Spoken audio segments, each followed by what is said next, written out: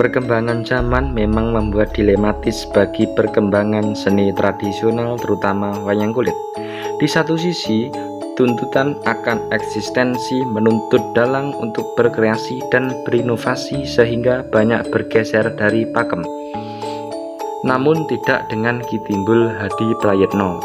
Beliau merupakan sosok dalang yang menjaga pakem pewayangan hingga akhir hayatnya. Banyak dalang kondang di negeri ini, namun hanya Ki Timbullah yang berhasil menjadi idola dua tokoh besar di Indonesia, yaitu Presiden Soeharto dan Presiden Gus Dur atau Abdurrahman Wahid.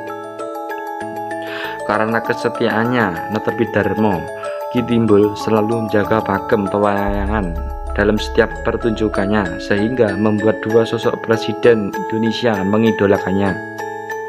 Dan karena kesetiaannya menjaga pakem inilah maka beliau dijuluki juga sebagai dalang ruwatan. Ki Timbul Hadi Prayetno lahir di Purworejo tahun 1932. Beliau merupakan salah satu dalang kewahyan karena kedua orang tuanya memiliki darah dalang. Ayahnya adalah seorang dalang bernama Gito Wasito dan ibunya juga merupakan keturunan dalang juga. Namun, begitu beliau tidak hanya mengandalkan kedua orang tuanya saja. Meskipun ayahnya dalang, beliau tetap belajar ilmu pedalangan dengan serius. Ki Timbul belajar ilmu pedalangan di Sekolah Dalang Habiranda Keraton Yogyakarta selama 2 tahun. Selain itu, beliau juga sangat gemar membaca dan mempelajari lebih dalam tentang pewayangan, sehingga lakon Banjaran yang tidak ada di buku pun berhasil beliau tampilkan dengan sangat indah. Selain itu, Ki Timbul juga sempat belajar ilmu pedalangan pada dalang-dalang senior pada zaman itu seperti dalang Ki Gondo Margono, Ki Nartosobdo, Ki Bancak, dan Ki Hadi Kasmo.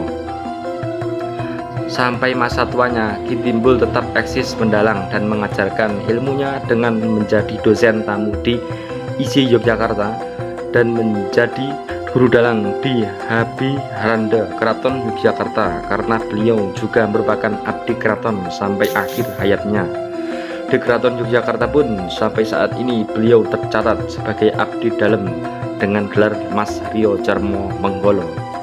Ki Timbul Hadi Prayetno konsistensi dan integritasnya dalam dunia pewayangan sangat tinggi. Dia tidak membeda-bedakan antara gerak Yogyakarta maupun Surakarta. Semua sama baiknya, hanya saja beliau tidak pernah ngawur.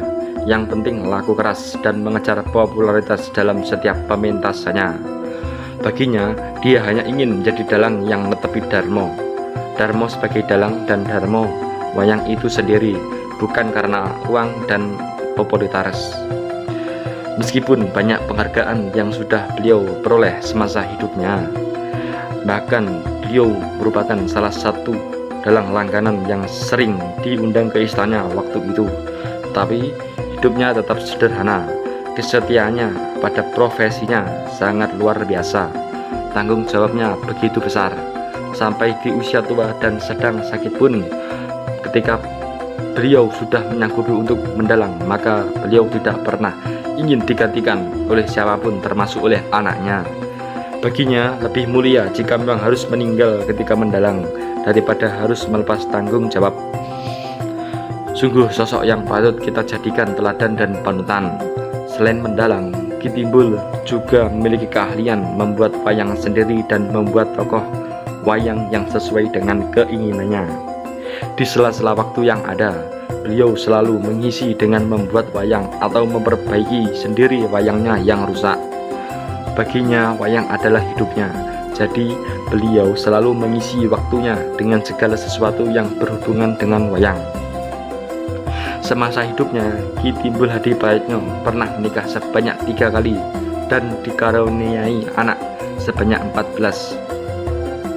Beliau meninggal dan dimakamkan di Patalan, Jetis Bantul, Yogyakarta pada tanggal 10 Mei 2011 lalu.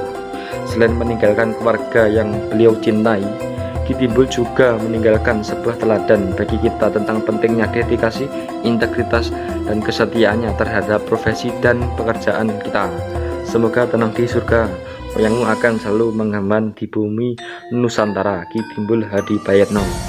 Cukup sekian yang dapat saya sampaikan mengenai kisah Ki Timbul Hadi Prayetno. Semoga bermanfaat dan kita bisa mengambil hikmahnya dari video itu. Terima kasih yang sudah nonton video ini, semoga bermanfaat dan tetap nguri-nguri kabudayan Jawi. Untuk selanjutnya silahkan klik subscribe untuk membantu channel ini menjadi lebih baik dan berkembang. Like, komen, dan share yang tentunya akan menjadi amal jariah panjenengan.